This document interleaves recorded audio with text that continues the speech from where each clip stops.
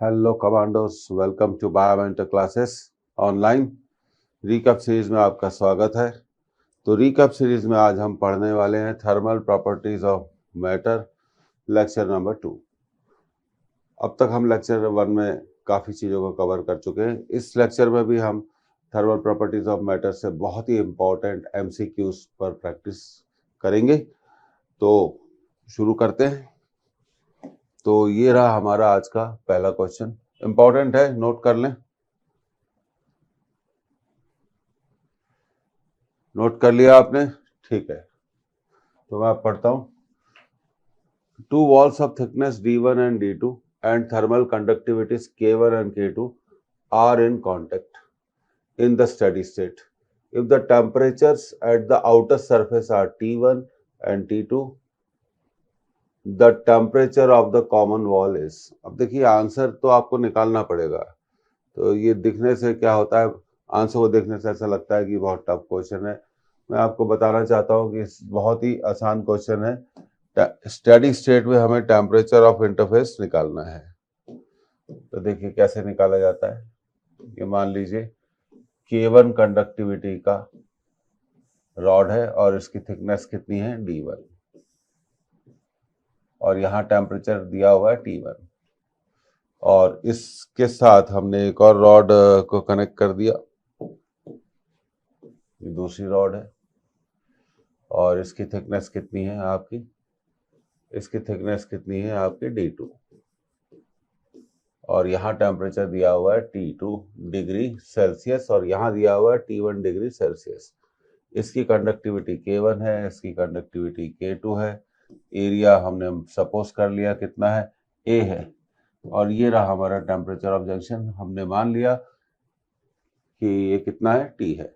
तो steady state of heat conduction में हमें एक बात याद रखनी चाहिए कि rate of flow of heat same होगा, Q/T1। जितना फर्स्ट रॉड में rate of flow of heat होगा उतना ही rate of flow of heat second rod में भी होना चाहिए। अच्छा, फॉर्मूला का मैं आपको बता दूं। फॉर्मूला हमारे पास है Q = KA temperature difference θ1 minus θ2 बोल सकते हैं, T/L। तो यहाँ से हमें Q/T क्या मिलता है, KA temperature difference divided by L। तो कंडक्टिविटी K1 है, एरिया A है, और टेम्परेचर डिफरेंस है, इन दोनों के बीच में टेम्परेचर डिफरेंस है T1 माइनस T, और थिकनेस कितनी है, D1। अब इसी तरह हमने सेकंड के लिए भी लिख लिया, K2A टेम्परेचर डिफरेंस देखिए T minus T2 upon D2। तो यहाँ पर A तो कैंसिल हो गया। अब अगली स्लाइड में जाकर हम इसको क्या करते हैं, सॉल्व करते हैं। तो K1 T1 minus T upon D1 K2 T minus T2 upon D2।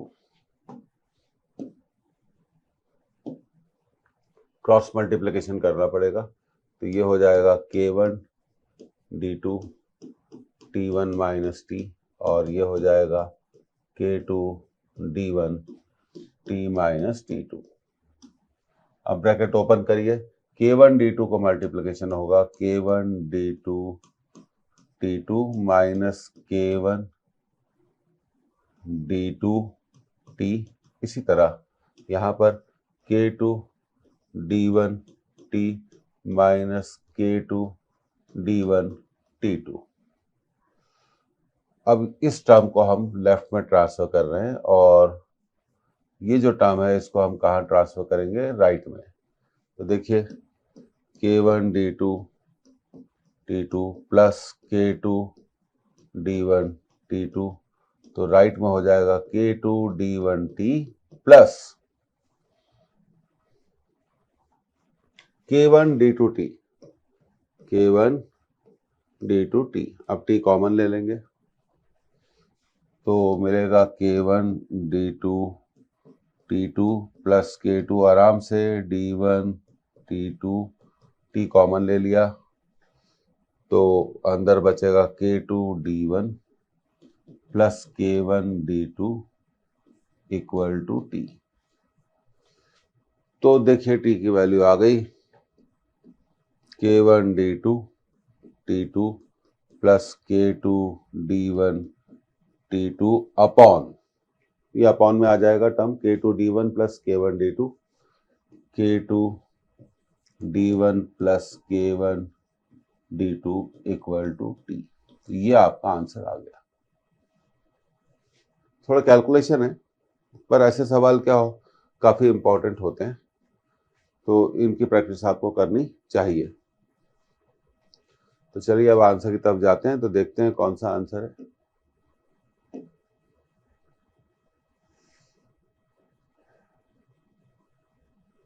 ये आपको मिल गया। देखिए फिर से हम चेक कर लेते हैं। तो नीचे है K2d1 plus K1d2, K2d1 plus K1d2 दोनों आंसर में है, और न्यूमरेटर में है हमारा K1d2 T2, K1d2 K1d2 T2। तो यहाँ कहीं कुछ आंसर में मेरे को लग रहा है K1d1 T2, K1d1 T2, तो मिल गया आंसर हमें K1d2 T2। यहाँ लगता है मुझे आंसर में कुछ प्रॉब्लम है, तो कहीं प्रिंटिंग मिस्टेक हो गया है, D1 प्लस D2, तो ये तो हो नहीं सकता, ये भी नहीं हो सकता। K1d2 नीचे है, K1d2, yes, this is first is your answer. अब थोड़ा अगर इसमें सुधार करेंगे तो क्या होगा, K1T1D2, K1T1D2 नहीं, ये होना चाहिए K1D2 T2, K1D2 T2, K1D2 T2। तो ये यहाँ कुछ आपको करेक्शन करना पड़ेगा। तो इसका करेक्ट आंसर यही है, कुछ आंसर में मिसप्रिंट था।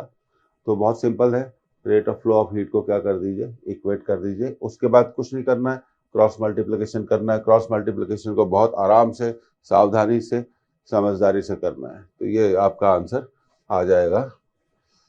तो अब देखिए, अब अगले क्वेश्चन की तरफ जाते हैं। ये रहा हमारा अगला क्वेश्चन, आप इसे नोट कर लीजिए।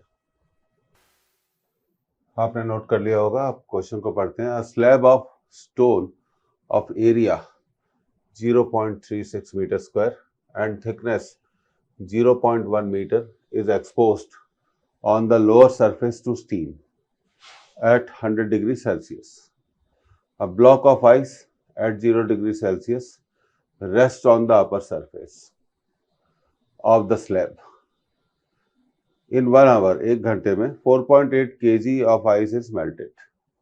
The thermal conductivity of slab is, ये 4 आंसर दिए गए। Latent heat of fusion of ice दी गई है 3.36 इंटू 10⁵ जूल्स पर केजी। तो देखिए सिचुएशन बिल्कुल ऐसे बनेगी। सबसे पहले हम सिचुएशन को समझते हैं। तो देखिए ये आपका ब्लॉक हो गया और इसका स्टीम में रखा हुआ है, तो टेम्परेचर है 100 डिग्री सेल्सियस, इसका टेम्परेचर है 0 डिग्री सेल्सियस। और दूसरी बात जो बहुत इंपॉर्टेंट बात है कि यहाँ पर रखा हुआ है एक बर्फ का टुकड़ा, आइस पीस रखा हुआ है। तो इसको हम ऐसे बना सकते हैं, ये देखिए एक आइस का पीस यहाँ पर रखा हुआ है।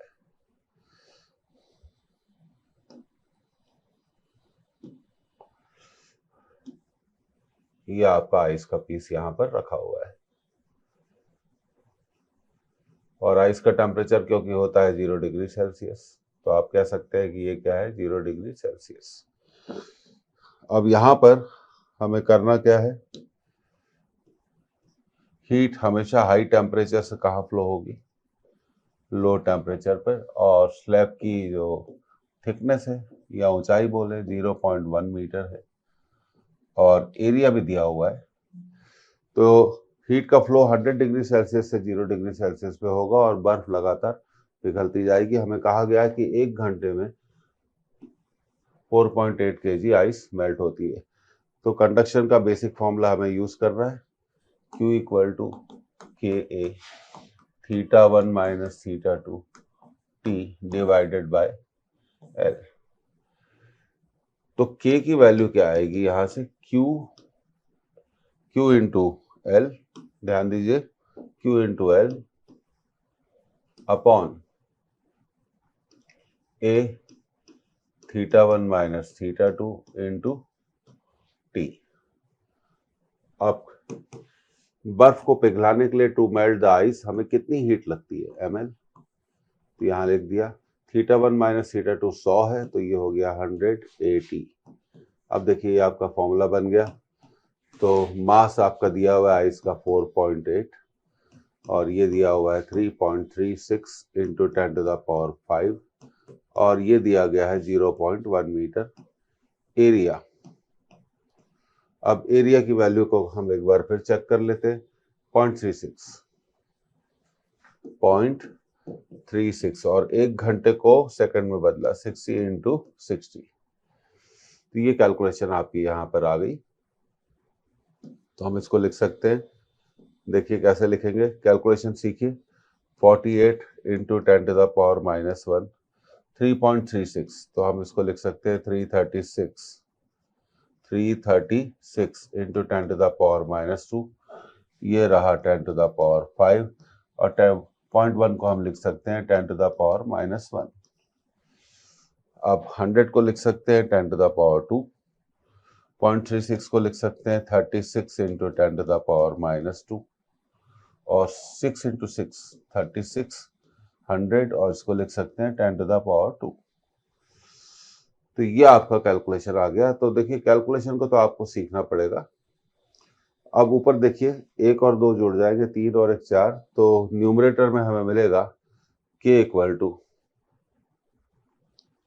48 into 336 into 10 to the power minus 4 into 10 to the power 5 और डिनोमिनेटर में ये तो कैंसिल हो गया, मिलेगा 36 into 36 into 36 into 10 to the power 2। अब देखिए 12 से कैंसिल करिए, 12 से कैंसिल करिए, 12 3 जा 36 और ये 4 बार कट जाएगा, तो K हो गया आपका यहाँ पे 4 into 336 into 10 to the power 1 और नीचे हो गया 3 into 36 into 10 to the power 2। अब 4 इस 36 को 9 बार काट देगा और अब बचा हमारा K इक्वल टू 336 और ये हो जाएगा, ये ऊपर जाएगा तो ये हो जाएगा -1 अपॉन 3 इंटू 9। अब 3 से कैंसिल कर दीजिए, 112 तो ये आ गया 112 अपॉन 9। तो हम इसको लिख सकते हैं 11.2 अपॉन 9। अब हमें 11.2 को 9 से डिवाइड करना है, तो कर लेते हैं 11.2 डिवाइडेड बाय 9, एक बार जाएगा। और एक मिनट, एक काम करते हैं, इसको थोड़ा हम और करेक्ट करते हैं, 10 टू द पावर माइनस 1 के फॉर्मेट में लिखते हैं। तो 112 divided by 9 into 10 to the power minus 1, ये लिखना ठीक रहेगा।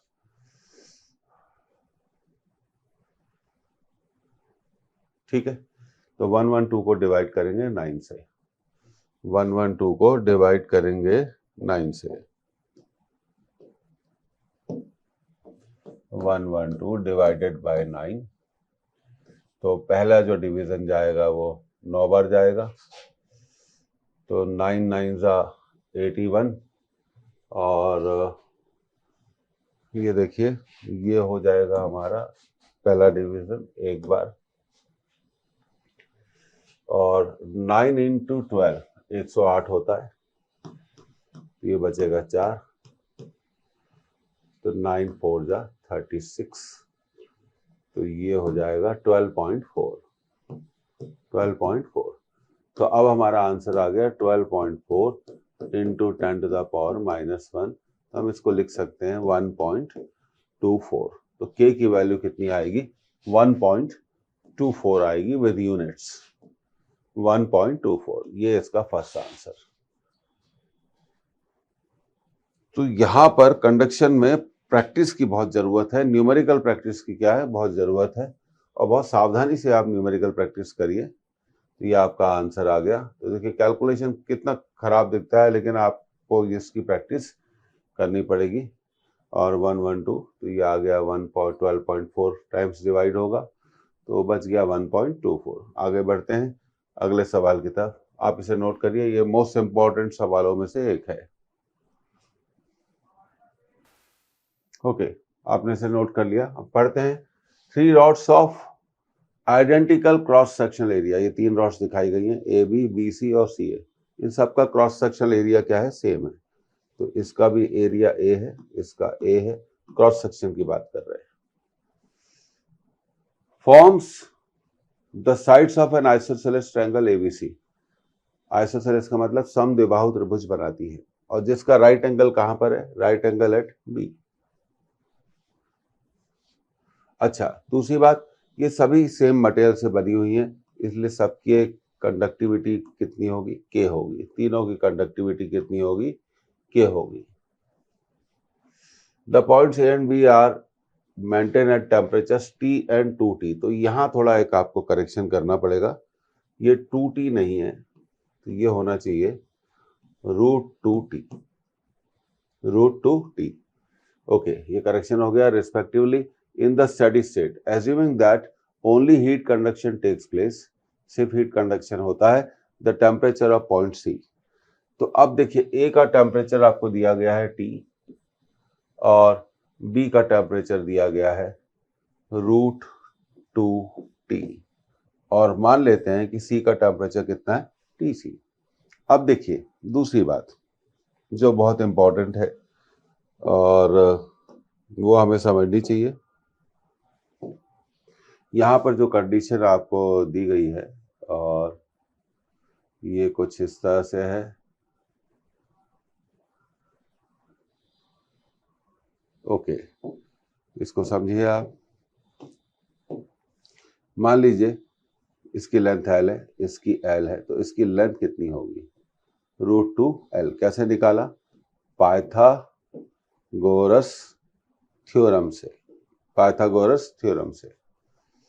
और B का टेम्परेचर √2T है, A का टेम्परेचर T है, और C का टेम्परेचर हमें निकालना है, जो हमने मान लिया कितना, TC। अब हीट हमेशा हाई टेम्परेचर से लो टेम्परेचर की ओर फ्लो होती है, तो हीट हमेशा B से A की तरफ फ्लो होगी। तो हीट दो तरह से जाएगी। देखिए, एक हिस्सा हीट का कहाँ जाएगा, BA, और दूसरा हिस्सा जाएगा B से, पहले जाएगा C और फिर C से जाएगा A, क्योंकि हम कह सकते हैं BC और CA सीरीज में जुड़ी हैं, तो उनमें rate of flow of heat क्या होगा, सेम होगा। तो इसका कंसेप्ट है कि QBC equal to QCA, QBC equal to QCA। तो ये कंसेप्ट आ गई। अब QBC कैसे निकालेंगे हम, QBC कैसे निकालेंगे, यहाँ टेम्परेचर है √2T और यहाँ टेम्परेचर है TC, तो QBC इक्वल टू QCA। तो देखिए, कंडक्टिविटी के एरिया A, B का टेम्परेचर √2T है, इसका 2C है, T डिवाइडेड बाय L। अब CA में कितनी हीट फ्लो होगी, कंडक्टिविटी के क्रॉस सेक्शन सेम है, C से A की ओर, तो A का टेम्परेचर T है इंटू टाइम डिवाइडेड बाय, अब ये ध्यान देने वाली बात ये है कि इसकी जो लेंथ है, इसकी जो लेंथ है ये कितनी है, √2L है। कितनी है, √2L। तो बस √2L ही लिखना है हमें, तो ये हो गया √2L।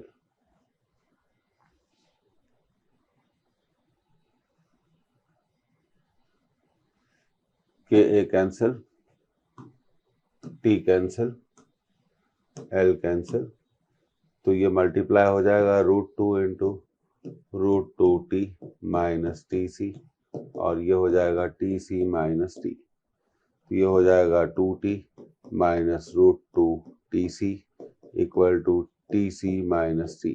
इधर ले जाएं तो ये हो जाएगा 3T equal to TC, common लें √2 + 1, तो इस तरह से आपका ये आंसर आ जाएगा अपॉन √2 + 1, तो TC की वैल्यू आ जाएगी 3T upon √2 + 1।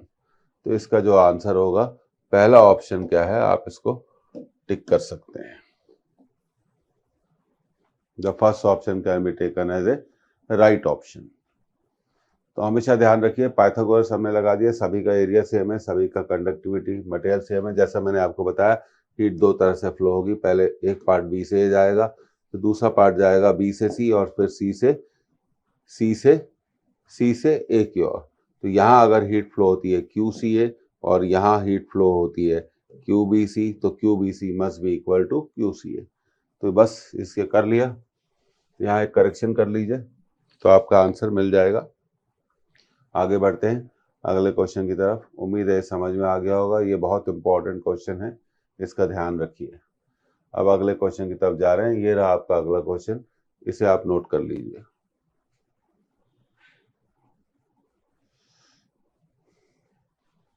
Equal quantities of ice melt completely in two identical containers।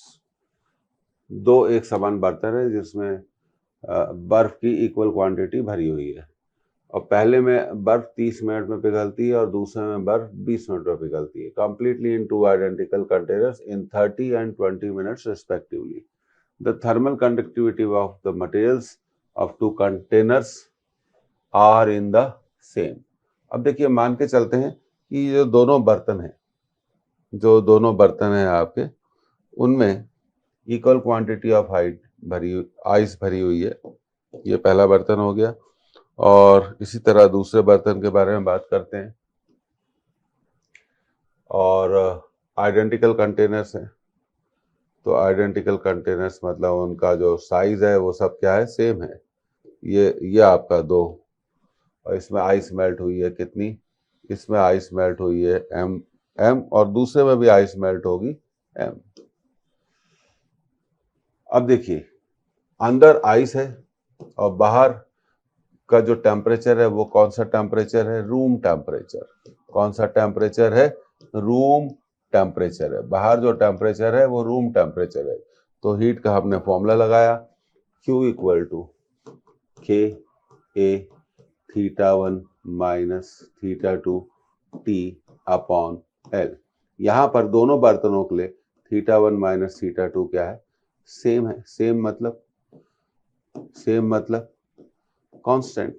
Same का मतलब होगा कांस्टेंट। और Q को आप क्या लिख सकते हो, ml। m भी सेम है, क्यों, क्योंकि equal quantity of ice melt होती है, पर टाइम अलग अलग है।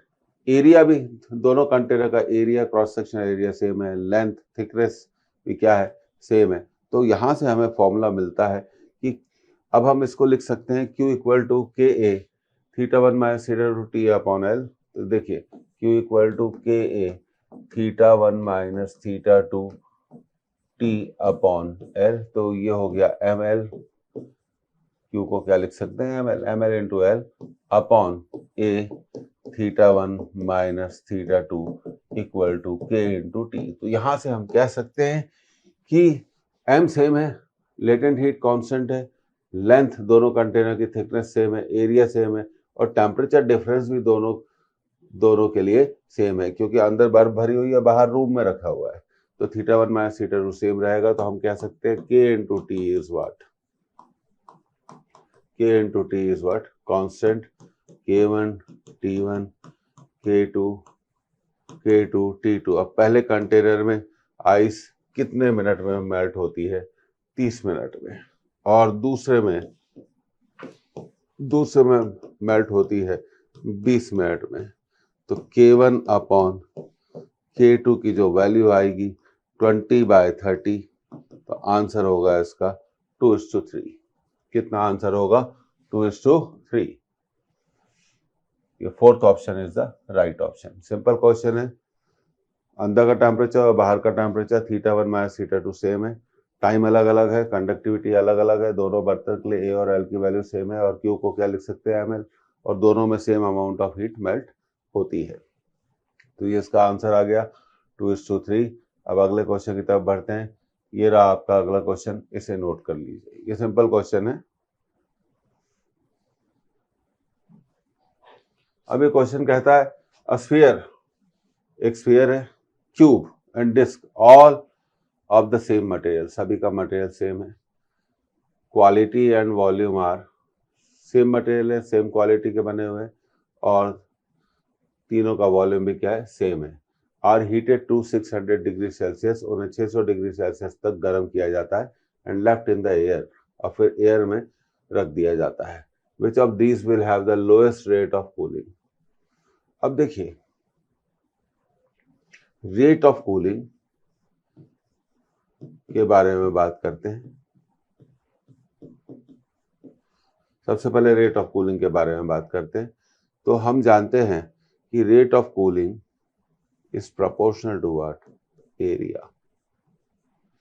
तो जिसका एरिया कम होगा वो सबसे जल्दी ठंडा होगा। तो आप हमेशा याद रखिए, फॉर द गिवन वॉल्यूम, इसका मतलब है सभी का वॉल्यूम सेम है। Given volume sphere will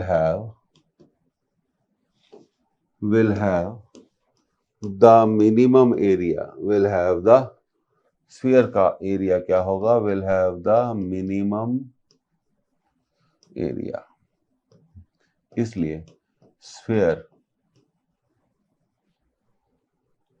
will have lowest rate of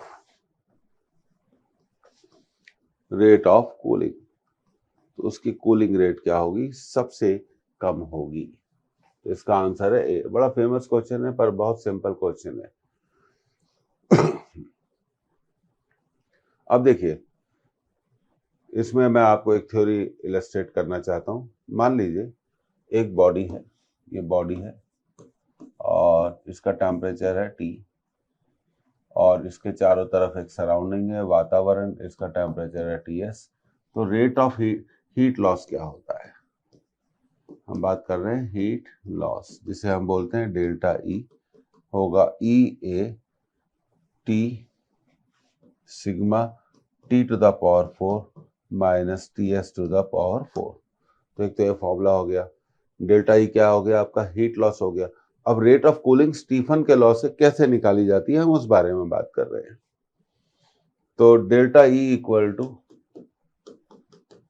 E emissivity A area, T time sigma Stefan's constant T to the power 4 minus TS to the power 4।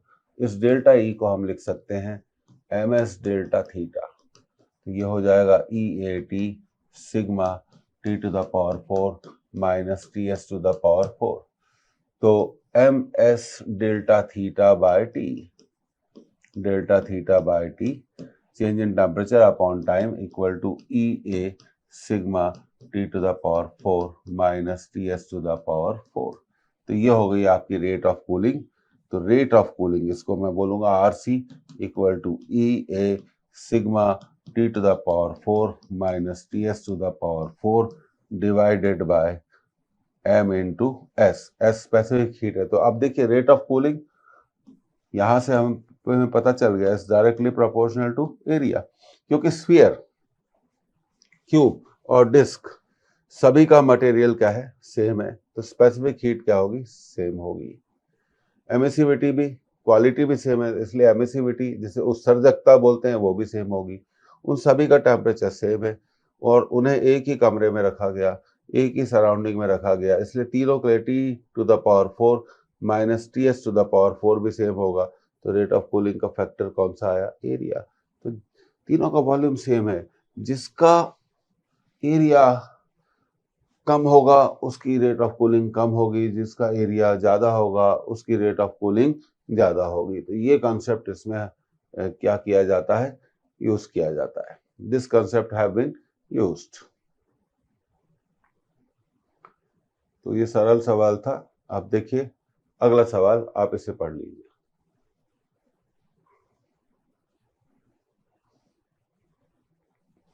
अब बात करते हैं the maximum energy in the thermal radiation from A hot source occurs eight A wavelength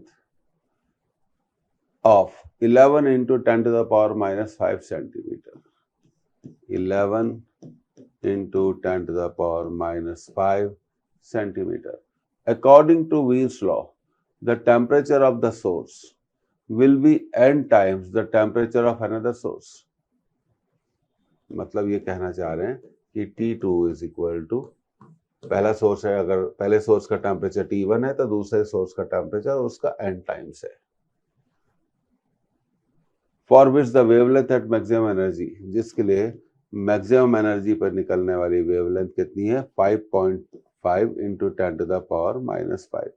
तो बहुत सरल सवाल है.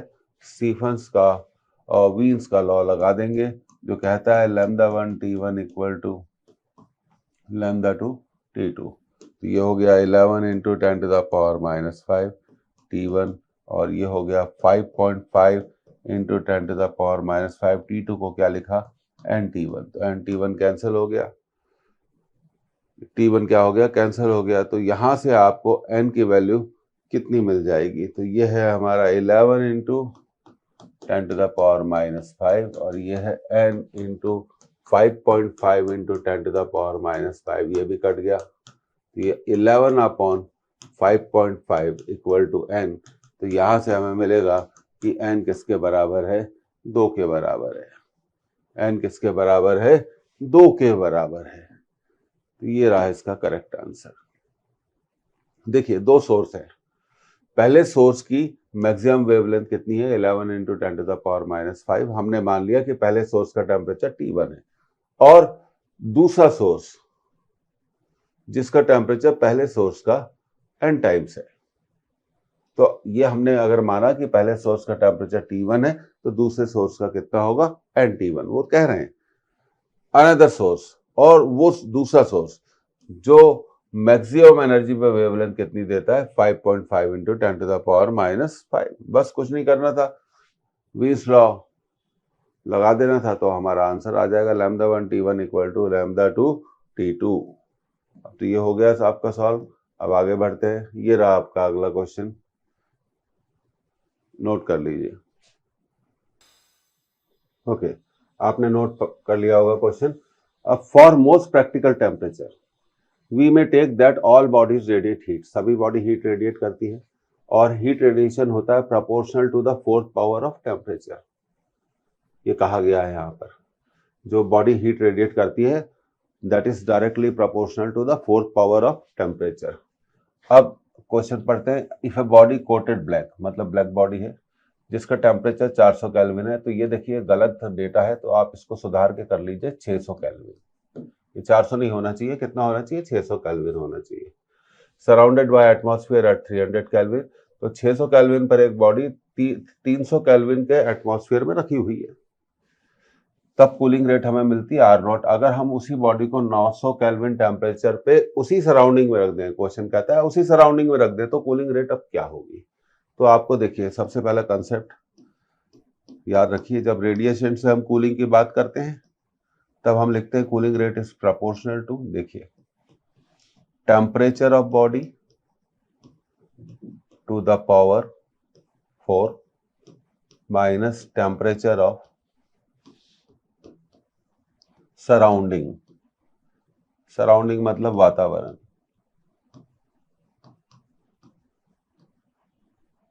Power 4. ये हमें ध्यान में रखना चाहिए. तो अब हमारा सवाल अब बहुत आसान है, हम कर लेंगे. तो पहले कूलिंग रेट है R1, बाद में हो गई R2. पहले टेम्परेचर है बॉडी का 600 टू द पावर 4 माइनस सराउंडिंग 300 टू द पावर 4. फिर बॉडी का टेम्परेचर बढ़ा के 900 कर दिया 300 टू द पावर 4.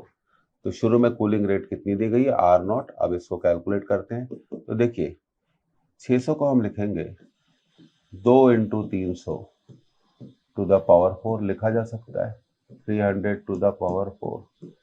और इसी तरह 900 को लिखा जा सकता है 3 into 300 टू द पावर 4 माइनस 300 टू द पावर 4. तो देखिए अब कितना सिंपल हो गया. अब आप क्या करिए न्यूमरेटर से 300 की पावर 4 को कॉमन ले लीजिए तो अंदर बचेगा 2 टू द पावर 4 माइनस 1। इसी तरह नीचे बचेगा 3 टू द पावर 4 माइनस 1। तो देखिए ये आपका कैंसिल हो गया। अब कितना आसानी से हमने सवाल को सॉल्व कर लिया। तो R not upon R two, अगली स्लाइड पे जा रहे हैं।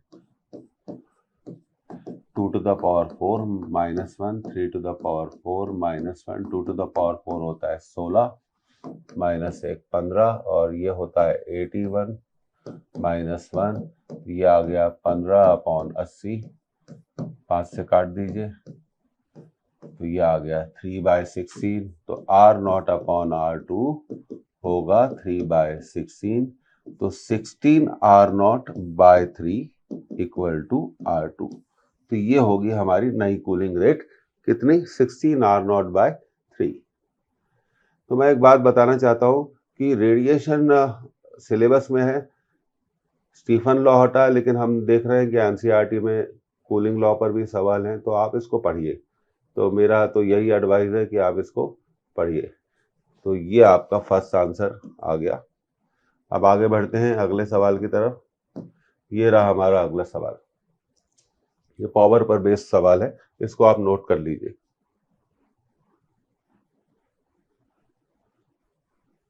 Okay, a surface at temperature T naught Kelvin receives power P by radiation from a small sphere at temperature T।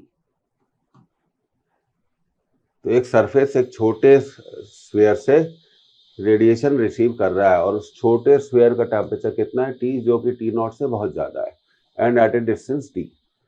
If both T and D are doubled, the power received by the surface will become approximately। तो देखिए, आपको सबसे पहले तो समझना चाहिए power का मतलब होता है radiated heat joule per second is proportional to temperature to the power 4। और क्योंकि पावर इनवर्स स्क्वायर लॉ का फॉलो करती है, तो ये डिस्टेंस आ गया। तो पावर का फॉर्मूला बन गया P1 upon P2, temperature 1 to the power 4, T2 to the power 4। ये D नीचे है इसलिए ये ऐसा हो जाएगा, है ना। अब हम आगे सॉल्व कर सकते हैं इसको। तो देखिए P1 बाय P2 था, T1 to the power 4 upon T2 to the power 4, D2 square upon D1 square. पहले पावर थी P, बाद में हो गई P2। पहले टेम्परेचर था T, बाद में टेम्परेचर डबल कर दिया आपने। पहले डिस्टेंस था D, बाद में आपने डिस्टेंस को भी डबल कर दिया।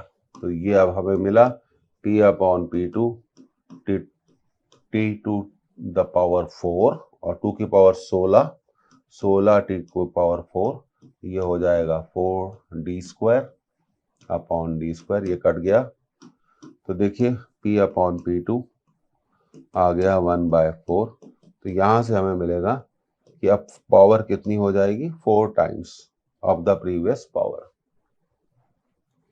तो ये इसका आंसर था, बड़ा सीधा सवाल था। 4P, C is the right answer.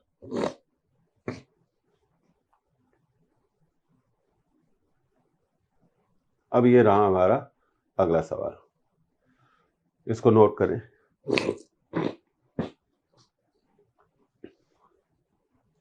A body cools from 60 degree to 50 degree Celsius in 10 minutes if the room temperature is 25 degree Celsius, and assuming Newton's law of cooling to hold good, the temperature of the body at the end of next 10 minutes will be। देखिए सबसे पहले मैं ये clear करना चाहता हूँ, नए syllabus में 2024 के लिए जो नीट का नया सिलेबस आया है उसमें न्यूटन्स लॉ ऑफ कूलिंग हटा दिया गया है। लेकिन अगर आप नई एनसीईआरटी को खोलेंगे तो नई एनसीईआरटी में आपको एक चीज बड़ी जबरदस्त मिलेगी कि न्यूटन्स लॉ ऑफ कूलिंग पर सॉल्व एग्जाम्पल भी दिया हुआ है और एक्सरसाइज में भी क्वेश्चन दिए गए हैं। तो उसका ये मतलब है कि इसे आपको करना है। तो ये गलती मत करिएगा, आपको करना है, क्योंकि एनसीईआरटी नई एनसीईआरटी में दिया हुआ है तो हमें करना पड़ेगा। तो अब सवाल पढ़ रहे थे, एक बॉडी कूल होती है 60 डिग्री से 50 डिग्री सेल्सियस तक 10 मिनट, अगर रूम का टेम्परेचर 25 डिग्री सेल्सियस है। और अगर अब पूछा गया the temperature of body at the end of the next 10 minutes कितना होगा। तो कूलिंग लॉ हमें लगाना पड़ेगा। तो रेट ऑफ कूलिंग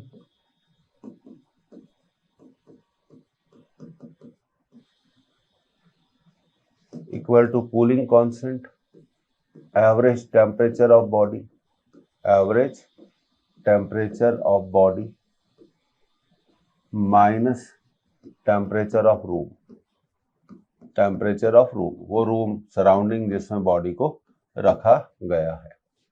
तो देखिए पहले बॉडी अगर हम देखें तो पहले बॉडी देखिए कहाँ गया क्वेश्चन, हाँ पहले बॉडी 60 डिग्री से 50 डिग्री सेल्सियस तक ठंडा होती है 10 मिनट में, तो रेट ऑफ कूलिंग होगी 60 माइनस 50 अपॉन टाइम, और के कूलिंग कांस्टेंट होता है। अब बॉडी का टेम्परेचर 60 से 50 बदल रहा है, कितना बदल रहा है 60 टू 50, तो हम क्या लेंगे बॉडी का एवरेज लेंगे टेम्परेचर 60 प्लस 50 डिवाइडेड बाय 2, और रूम का टेम्परेचर तो दिया हुआ है 25, तो ये हो गया आपका 1 के, और 55 माइनस 25, तो ये के की वैल्यू आपको मिल गई 30 के, तो के आपको मिल गया 1/30।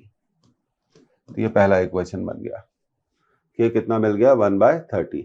अब वो बोल रहे हैं अगले 10 मिनट के बाद बॉडी का टेम्परेचर कितना होगा, तो हमने मान लिया कि अगले 10 मिनट के बाद बॉडी का टेम्परेचर कितना हो जाएगा, थीटा हो जाएगा। तो rate of cooling 50 minus theta. अब बॉडी 50 से अगले 10 मिनट तक ठंडा होती है, तो हम कह सकते हैं कि जो बॉडी का टेम्परेचर है 50 से कितना हो गया थीटा के। अब बॉडी का एवरेज टेम्परेचर लीजिए 50 plus theta by 2 minus 25, LCM ले लीजिए,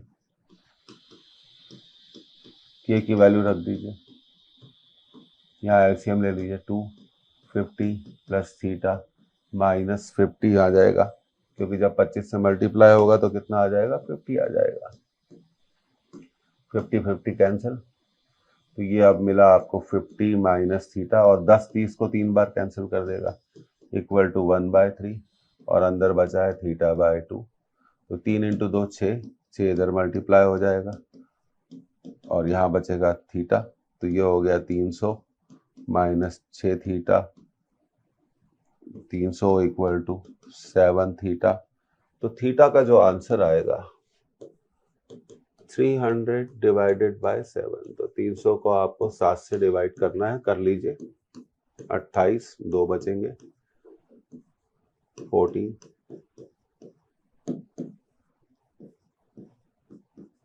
तो ये आपका आंसर आ गया 42.8। तो थीटा होगा 42.8 डिग्री सेल्सियस। तो ये देखिए कितनी आसानी से हमने इसको सॉल्व कर लिया और आंसर भी हमारा आ गया।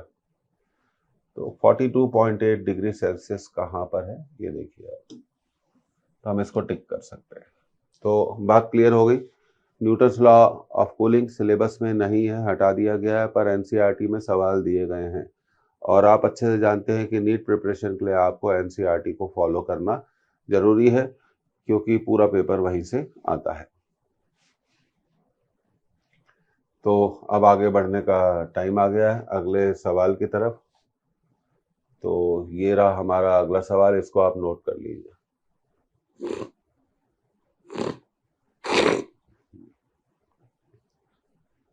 Okay. Liquid is filled in a vessel which is kept in a room with temperature 20 degrees Celsius. When the temperature of the liquid is 80 degrees Celsius, then it loses heat at the rate of 60 calorie per second. देखिए language देखिएगा, loses heat at the rate of 60 calorie per second. What will be the rate of loss of heat when the temperature of the liquid is 40 degrees Celsius? तो देखिए आपने ये formula पढ़ा होगा, delta Q equal to ms delta theta, change in heat. तो delta Q is proportional to delta theta, तो हम लिख सकते हैं delta Q1 upon delta Q2 equal to delta theta 1 upon delta theta 2। तो पहले rate of loss of heat कितना था 60 था, और पहले टेम्परेचर डिफरेंस कितना था, लिक्विड का टेम्परेचर था 80, रूम का टेम्परेचर था 20, तो 80 माइनस 20 अब बाद में लिक्विड का टेम्परेचर कितना हो गया, 40 हो गया, तो ये हो गया 40 माइनस 20। एक स्लाइड पर सॉल्व हो जाएगा ये। अब 60 अपॉन डेल्टा Q2, 80 में से 20 गए 60, 40 में से 20 गए 20, 60 से 60 cancel, delta Q2 will be, अब हीट लॉस कितना होगा, 20 होगा। तो ये इसका चौथा आंसर आ गया। तीन ही आंसर दिए हुए थे इसमें, ए दिया हुआ था, ये ए आंसर है, कंफ्यूज मत होइए। 180 बी 40, तो D is the right answer. तो बहुत सिंपल सवाल था। लैंग्वेज देखिए, loses heat, delta Q equal to M S delta theta. तो कुछ लोग इसमें क्या करेंगे, पावर 4 लगाना शुरू कर देंगे, ऐसा नहीं है। Delta Q equal to M S delta theta. जब किसी भी लिक्विड को या किसी गर्म लिक्विड को आप किसी कमरे में रखते हैं, मान लीजिए गर्म चाय का कप है, तो थोड़ी देर के बाद वो तो ठंडा हो ही जाएगा, क्योंकि उससे हीट क्या करेगी, लूज होगी सराउंडिंग को। तो हीट लॉस पूछा है, रेडिएशन का कोई नाम भी नहीं लिया है इस क्वेश्चन में। तो ध्यान रखिए, बहुत सारे लोग इस तरह के सवालों में गलती कर बैठते हैं। आगे बढ़ते हैं अगले सवाल की तरफ। ये रहा हमारा अगला सवाल, आप इसे नोट कर लें।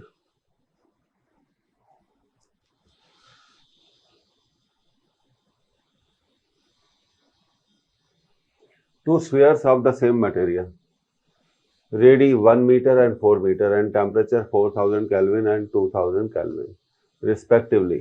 The energy radiated per second by the first sphere is. तो एनर्जी ऑफ रेडिएशन हमें कंपेयर करना है। तो देखिए, एनर्जी रेडिएटेड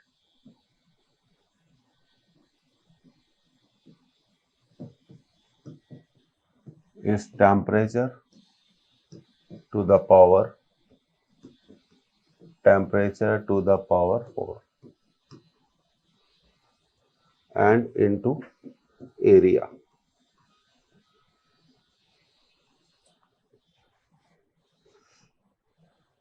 तो अब हम इसको ऐसे बना लेते हैं, E is proportional to T to the power 4 into area। तो अब हमारा फॉर्मूला बन गया E1 upon E2, T1 to the power 4 upon T to the power 4, A1 upon A2।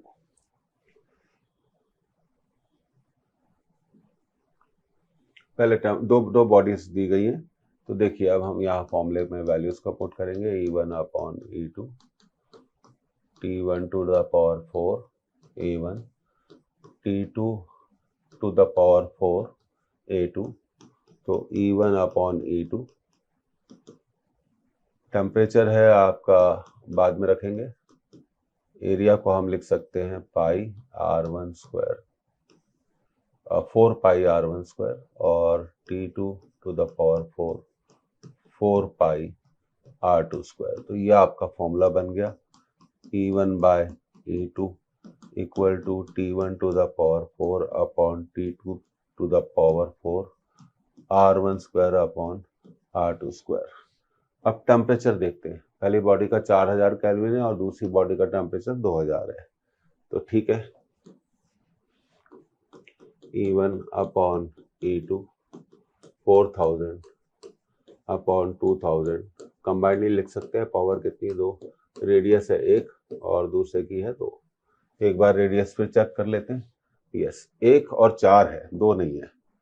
1 और 4 है, 2 नहीं है।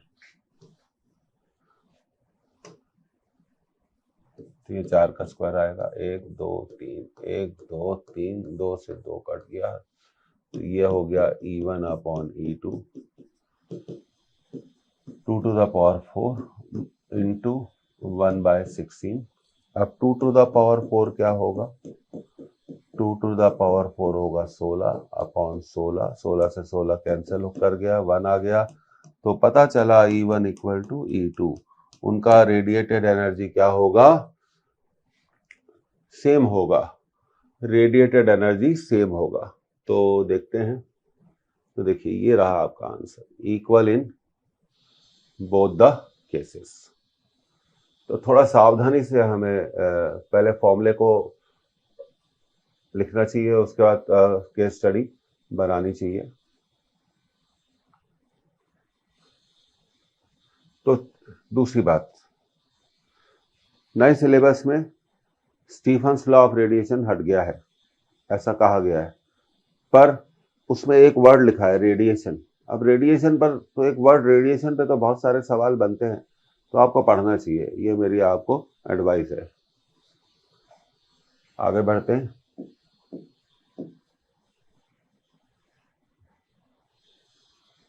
ओके, आपने पढ़ लिया होगा। अब black body is at a temperature 2800 kelvin. एक ब्लैक बॉडी का टेम्परेचर 2800 केल्विन है। The energy of radiation emitted by this object, this black body, with wavelength between 499 nanometer and 500 nanometer is U1. तो U1 वो energy है जो 499 nanometre और 500 nanometre wavelength के बीच में ब्लैक बॉडी एमिट करती है। और लिखा है between 999 nanometer and 1000 nanometer is U2, and between 1499 nanometer and 1500 nanometer is U3. The Wien's constant B equal to 2.8 into 10 to the power 6 nanometer Kelvin. Then first option U1 equal to 0, second option U3 equal to 0, third option U1 greater than U2, fourth option U2 greater than U1. तो सबसे पहले तो मैं आपको ये बताना चाहता हूँ कि ये आंसर हो ही नहीं सकता, U1 can not be equal to 0, क्योंकि एक गिवन टेम्परेचर पे किसी गिवन वेवलेंथ पर ब्लैक बॉडी हमेशा रेडिएशन एमिट करती है, तो उसका रेडिएशन कभी 0 नहीं हो सकता, इसलिए U3 भी 0 नहीं हो सकता। तो ये दोनों आंसर तो गलत हो गए। अब हमारे पास बचे दो answer, U1 greater than U2 और U2 ग्रेटर देन U1। तो सबसे पहले हम वीन्स लॉ को यूज करेंगे। तो देखिए वीन्स लॉ कहलाता है lambda M T equal to B. यहां से हम लैम्डा एम निकाल लेंगे बी अपॉन टी। अब बी की वैल्यू है 2.8 into 1000, 2.8 into 10 to the power 6, 2.8 into 10 to the power 6, और ये हो गया 2800, तो ये हो गया 2.8 into 10 to the power 4 upon, ये चला जाएगा तो ये हो जाएगा 28, 2.8 इसको 10 बार कैंसिल कर देगा, तो 10 टू द पावर 4 अपॉन 10। तो लैम्डा एम की जो वैल्यू आई है वो आई है 1000 नैनोमीटर। तो आप जानते हैं लैम्डा एम वो वेवलेंथ है जिस पर एनर्जी रेडिएटेड क्या हो जाती है, मैक्सिमम हो जाती है। अब आगे हम ग्राफ बनाएंगे। तो ये देखिए, ये हमने यहाँ ग्राफ बना लिया। तो ये हमें लैम्डा एम तो मिल गया, कितना मिला, 1000 नैनोमीटर, 1000 नैनोमीटर। इसकी वैल्यू आ गई 1000 नैनोमीटर, 1000 nm। तो 2800 केल्विन टेम्परेचर पर मैक्सिमम एनर्जी के कॉरस्पॉन्डिंग वेवलेंथ की वैल्यू कितनी होगी, 1000 नैनोमीटर। अब क्वेश्चन पे वापस जाते हैं। तो क्वेश्चन कहता है कि इसी टेम्परेचर पे एनर्जी U1 होती है जब वेवलेंथ किसके बीच में होती है, 499 नैनोमीटर और 500 नैनोमीटर। तो ग्राफ से देखिए, तो ये कहीं यहाँ कहीं ये तो आपका आ गया U1, यहाँ पे हमने एनर्जी लिया है और यहाँ पर हमने लिया है वेवलेंथ। क्योंकि ये 499 से 500 1000 से कम है, तो ये आपका U1 आ गया। और U3 कब है, जब वेवलेंथ 1499 नैनोमीटर से लेकर कहाँ होती है, 1500 नैनोमीटर तक।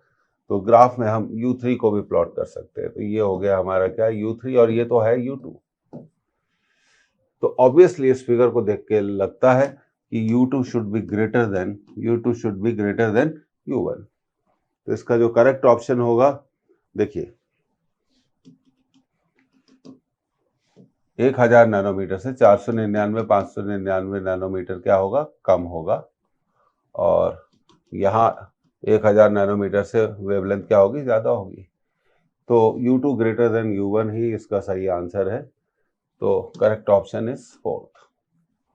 बहुत अच्छा सवाल था। कभी भी हर वेवलेंथ पर ब्लैक बॉडी एनर्जी रेडिएट करती है, तो उसके द्वारा by black body energy radiated कभी भी जीरो नहीं हो सकती, इसलिए हमने इस आंसर को कर दिया। और हमें मालूम चला कि 1000 नैनोमीटर पे लैम्डा एम मिलता है, और U1 वो वेव एनर्जी है जो जिसकी वेवलेंथ 499 नैनोमीटर और 500 के बीच में है, और U3 वो एनर्जी है जिसकी वेवलेंथ रेंज है 1499 नैनोमीटर टू 1500 नैनोमीटर। तो ये U2 U3 से भी बड़ा है, U2 U1 से भी बड़ा है। तो करेक्ट ऑप्शन आ गया U2 ग्रेटर देन U1। अब ये रहा हमारा अगला सवाल, इसको नोट कर लीजिए। ओके, अब पढ़ते हैं इसको। There is a temperature difference of 1 kelvin between two black patches. दो ब्लैक पैचेस के बीच में टेम्परेचर डिफरेंस है 1 केल्विन ऑफ स्किन, और ये जो ब्लैक पैचेस है ये स्किन पर बने हुए हैं, त्वचा पर बने हुए हैं, ऑन अ पेशेंट्स चेस्ट, और पेशेंट की छाती पर, and each patch having area A. हर पैच का एरिया कितना है? A. The radiant heat emitted from them is differ by 2%।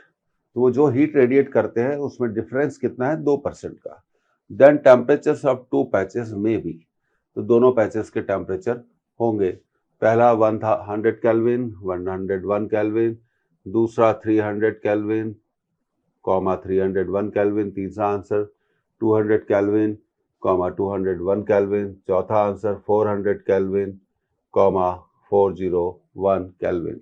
तो सबसे पहले तो हम क्या करेंगे, हम पैचेस का टेम्परेचर मान लेंगे। हम जानते हैं कि heat radiated is proportional to T to the power 4, ये तो हम जानते हैं। तो यहां से हम कह सकते हैं E1 upon E2 equal to T1 to the power 4 upon T2 to the power 4। अब हमने मान लिया कि पहले पैच का टेम्परेचर कितना है? T1, और दूसरे पैच का टेम्परेचर है T2, और ये मान लिया कि T2 थोड़ा T1 से क्या है? ज्यादा है या कम है, इससे कोई फर्क नहीं पड़ता है। अब हमें ये कहा गया है कि energy heat emitted from them differs by 2%। तो वो जो हीट एमिट करते हैं उस एमिटेड एनर्जी में 2% का डिफरेंस है।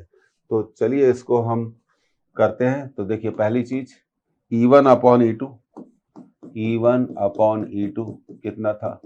T1 to the power 4 upon T2 to the power 4, मानते हुए E2 ग्रेटर देन E1। तो इसको पलट देंगे, E2 by E1 equal to T2 to the power 4 upon T1 to the power 4। अब दोनों साइड 1 माइनस कर देंगे, दोनों साइड से हम 1 को माइनस कर देंगे, लेफ्ट हैंड साइड में भी और राइट हैंड साइड में भी। ऐसा क्यों कर रहे हैं अभी आपको समझ में आ जाएगा। T2 to the power 4 upon T1 to the power 4 minus 1। तो अब हमें मिलेगा E2 minus E1 upon E1 equal to T2 to the power 4 minus T1 to the power 4 upon T1 to the power 4। और हमें given है E2 minus E1 upon E1 into 100 equal to 2%। तो यहां से E2 minus E1 upon E1 को हम लिख सकते हैं 2/100। क्या लिख सकते हैं? 2/100। ये पहला इक्वेशन हो गया और ये दूसरा इक्वेशन हो गया।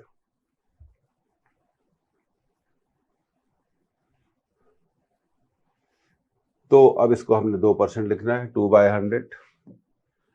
2/100 equal to T2 to the power 4 minus T1 to the power 4 upon, अब इसको सॉल्व करना ही बहुत बड़ा आर्ट है। तो उसको सॉल्व करने के लिए क्या करते हैं, हम कुछ ऐसे लिख लेते हैं, पावर 4 1 माइनस। तो अब ये हो जाएगा 2 plus 100 plus 1 equal to T2 to the power 4 upon T1 to the power 4।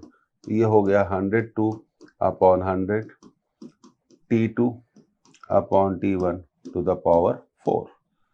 अब आगे इसको सॉल्व करने के लिए तो हम लिखेंगे 102/100 to the power 1/4 equal to T2/T1। अब हमारा मेन पर्पस है इसको सॉल्व करना। तो देखिए इसको कैसे सॉल्व करते हैं, इसको हम सॉल्व करते हैं। देखिए इसको 102 को लिखा 100 + 2 डिवाइडेड बाय 100। हालांकि पहले भी हम इसको कर सकते थे T2/T1। तो ये हो गया 1 + 2/100। बायनोमियल थ्योरम लगाएंगे।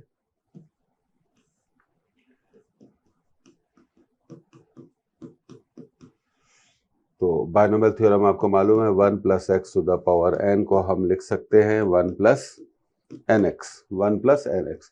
तो बायनोमियल थ्योरम अब अगली स्लाइड में हम इसको लगाएंगे तो ये सॉल्व हो जाएगा। तो 1 + 2/100 to the power 1/4 equal to T2/T1। तो ये हो जाएगा 1 + 1/4 into 2/100 equal to T2/T1। 1 + 1/200 equal to T2/T1। 1/200 equal to T2 - T1। क्योंकि 1 इधर जाएगा तो क्या हो जाएगा, माइनस हो जाएगा।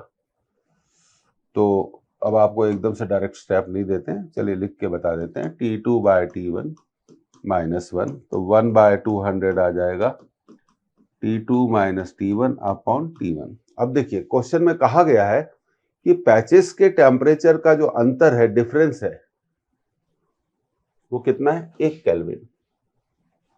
उनके टेम्परेचर में जो अंतर है, डिफरेंस है, वो 1 केल्विन है।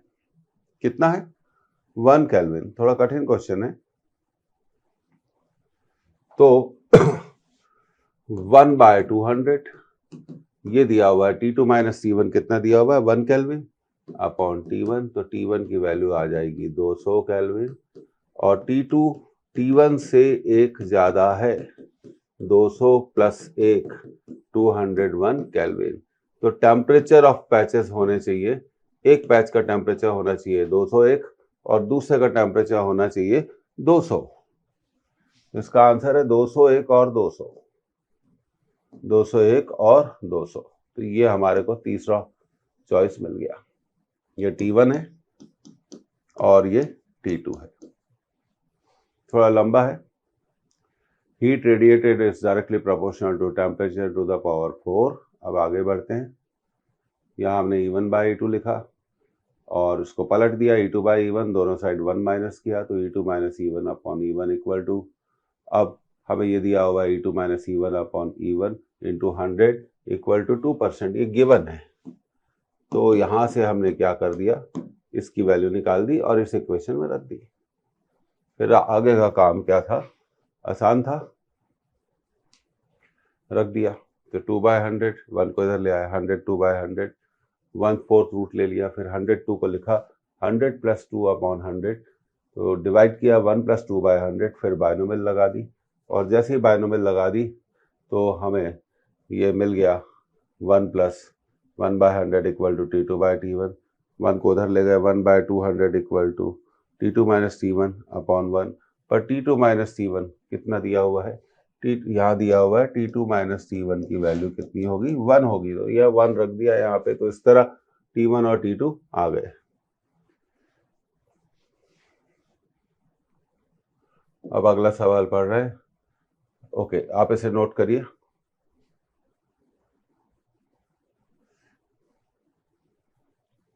To metal rods of length L1 and L2। दो मेटल रॉड्स हैं जिनकी लेंथ है L1 और L2 और कोफिशिएंट ऑफ लीनियर एक्सपेंशन है α1 एंड α2 आर वेल्डेड टुगेदर। उन्हें वेल्ड किया जाता है to make a composite rod. एक रॉड बना देते हैं और उस रॉड की लेंथ कितनी होगी, L1 + L2 eight 0 degree Celsius. तो 0 डिग्री सेल्सियस पे total length of two rods कितनी होगी, L1 + L2। Find the effective coefficient of linear expansion of the composite rod. अब देखिए पहली रॉड की जो लेंथ है, पहली रॉड की जो लेंथ है L1 है, दूसरी रॉड की जो लेंथ है वो कितनी है, L2 है। ये लेकिन 0 डिग्री सेल्सियस पे है।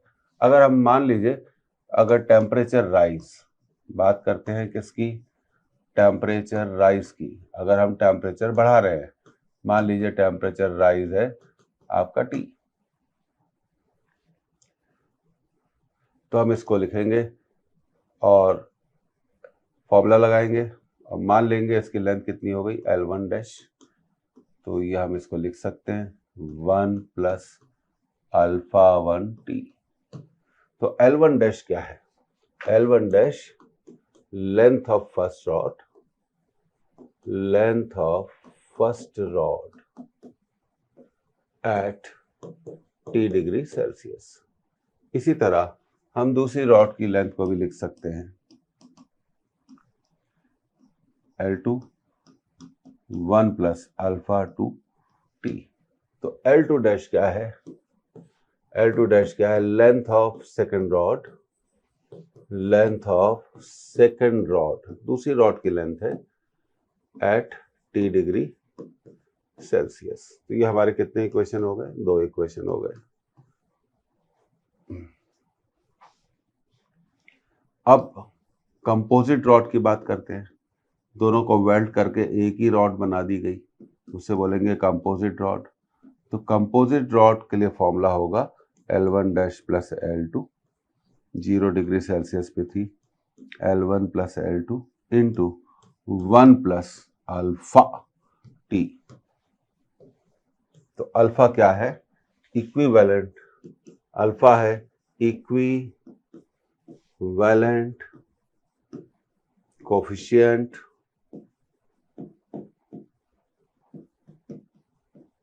Of linear expansion, of linear expansion. ये 3 इक्वेशन हम बना सकते हैं। तो मान लिया अगर T टेम्परेचर पे पहली रॉड की लेंथ L1 डैश है और दूसरी रॉड की लेंथ L2 डैश है, तो T टेम्परेचर पे कंपोजिट रॉड की लेंथ कितनी हो जाएगी, L1 डैश प्लस L2। अब देखिए ये, अब तीसरे इक्वेशन को हम आगे सॉल्व करते हैं। तो L1 dash plus L2 dash, इसमें थोड़ा हमें 1 प्लस अल्फा T। अब फर्स्ट इक्वेशन से L1 डैश की वैल्यू हम ले सकते हैं L1 into 1 plus alpha 1T, L1 into 1 plus alpha 1T। और सेकंड इक्वेशन से हम ले सकते हैं L2 1 plus alpha 2T equal to, यहाँ ब्रैकेट ओपन कर दें, L1 plus L1 alpha T, फिर L2 को मल्टीप्लाई करो plus L2 plus L2 alpha T। तो अल्फा क्या है, equivalent coefficient of linear expansion है। अब ब्रैकेट को यहाँ ओपन करें, L1 alpha 1T, L2 plus L2 alpha 2T, और यहाँ L1 प्लस L2 एक तरफ लिख लीजिए, इसको साथ लिख लीजिए, फिर लिख लीजिए L1 alpha T plus L2 alpha T। अब कैंसिल करने की बारी आ गई है, ये L1 किससे कैंसिल हो जाएगा, L1 से, और L2 कैंसिल हो जाएगा किससे, L2 से। तो अब बचेगा क्या, बचेगा L1 alpha 1 plus L2 alpha 2, T common ले लिया हमने। उसी तरह यहाँ पे भी T कॉमन ले लेंगे, L1 अल्फा और प्लस L2 अल्फा। तो ये T आ गया, अब T को कैंसिल करना है, कर लेते हैं, T कैंसिल हो गया। उसके बाद L1 alpha 1 plus L2 alpha 2, यहाँ कॉमन ले लिया अल्फा, L1 प्लस L2। तो L1 alpha 1 plus L2 alpha 2 upon L1 plus L2 equal to equivalent coefficient of thermal, equivalent coefficient of linear expansion. तो ये इसका आंसर आ गया, L1 alpha 1 plus L2 alpha 2 upon L1 plus L2। ये important question है examination के point of view से, तो ये रहा इसका आंसर। और थोड़ा आप इसको याद रखेंगे तो अच्छा रहेगा।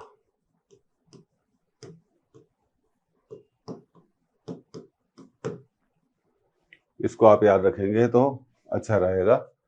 इसको ऐसे किया था, आप देख सकते हैं। 3 इक्वेशन बना है, उसके बाद पहले और दूसरे इक्वेशन से L1 डैश और L2 डैश की वैल्यू तीसरे इक्वेशन में रख दी। तो उसके बाद आप ओपन करेंगे तो ये अपने आप क्या होता जाएगा, अपने आप क्या होता जाएगा, सॉल्व होता जाएगा।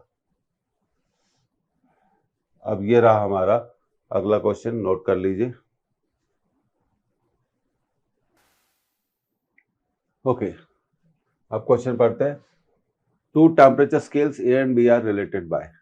तो पहले स्केल में टेम्परेचर क्या है, A है, दूसरे स्केल में टेम्परेचर B है। A minus 42/110, B minus 72/220। Eight which temperature पूछा गया है, किस टेम्परेचर पे। Eight which temperature 2 scales have same reading. किस टेम्परेचर पे दोनों स्केल की रीडिंग सेम होगी। तो सेम रीडिंग के लिए जरूरी है कि B और A बराबर होने चाहिए। तो इस स्केल के इक्वेशन में आपको कुछ नहीं करना है, आपको B को क्या लिख देना है, A लिख देना है। 2 2 0। तो ये इसको कितनी बार कैंसिल कर देगा, 2 बार।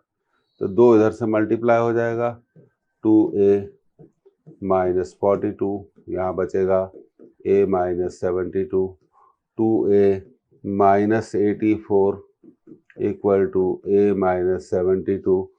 तो ट्रांसफर करिए, 2A minus A equal to 84 minus 72। तो A इक्वल टू 12 डिग्री। तो 12 डिग्री वो टेम्परेचर होगा जब दोनों की रीडिंग क्या होगी, सेम होगी। कॉन्सेप्ट बेस्ड क्वेश्चन था, तो इसका करेक्ट ऑप्शन क्या रहेगा, थर्ड रहेगा। Third is the right option.